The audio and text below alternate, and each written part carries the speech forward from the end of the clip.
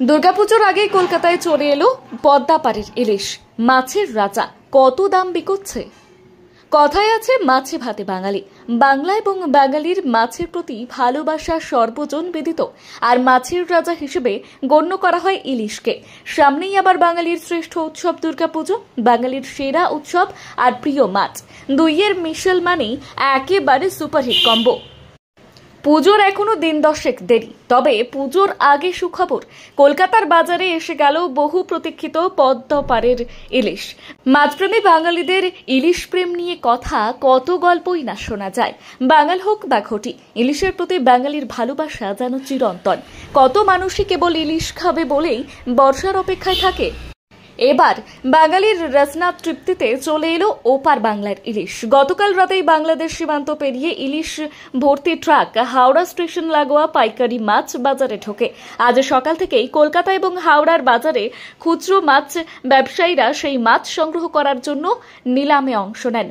দিন কয়েক আগে বাংলাদেশ সরকার পুজো উপহার হিসেবে 1200 মেট্রিক টন ইলিশ রপ্তানির অনুমতি দেয়। আজ প্রথম ইলিশের গাড়িগুলিতে 240 মেট্রিক টন ইলিশ বনগাঁ সীমান্ত পেরিয়ে হাওড়ার মাছ বাজারে আসে।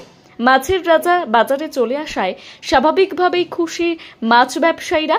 পদ্মাপাড় থেকে 800 গ্রাম থেকে 1 কিলো ওজনের ইলিশ মাছ কলকাতার বাজারে রপ্তানি করা হয়েছে। এই মাছ বাজারে নিলামের দাম ওঠার পর খুচরো বাজারে বিক্রি হবে। এবার প্রশ্ন হলো, পদ্মার ইলিশ কত টাকা করে ক্রেতারা কিনতে পারবেন?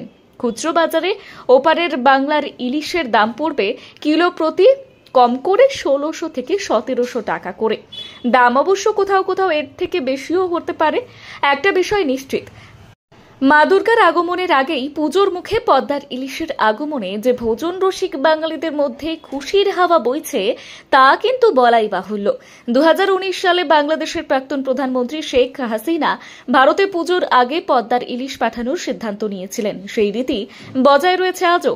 সেই অনুযায়ী পুজোর আগে 1 মাসের মধ্যে গড়ে 2000 থেকে 2200 মেট্রিক টন ইলিশ রপ্তানির অনুমতি দিত বাংলাদেশ সরকারের বাণিজ্য মন্ত্রক। প্রতি বছর এই রপ্তানি চলে 2023 সাল পর্যন্ত। গত বছর বাংলাদেশের রাজনৈতিক পালাবদলের কারণে শেখ হাসিনা ভারতের রাজনৈতিকভাবে আশ্রয় নেন, ক্ষমতা দখল করে অন্তর্বর্তী সরকার।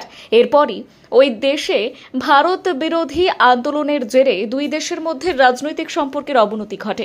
গত বছর ফিশ এক্সপোর্টার্স অ্যাসোসিয়েশন ইলিশ আমদানির জন্য অন্তর্বর্তী সরকারের কাছে আবেদন করেছিল। অনেক অনুরোধের ভিত্তিতে ওই দেশের সরকার 2420 মেট্রিক টন ইলিশ রপ্তানি অনুমতি দেয়, কিন্তু 1 মাস সময়সীমার মধ্যেই এপারের মাছ ব্যবসায়ীরা মাত্র 577 মেট্রিক টন মাছ আমদানি করতে পেরেছিলেন। এবার তার দ্বিগুণেরও বেশি ইলিশ আসার কথা, যা মাছপ্রেমী বাঙালিদের মধ্যে অত্যন্ত আনন্দের খবর।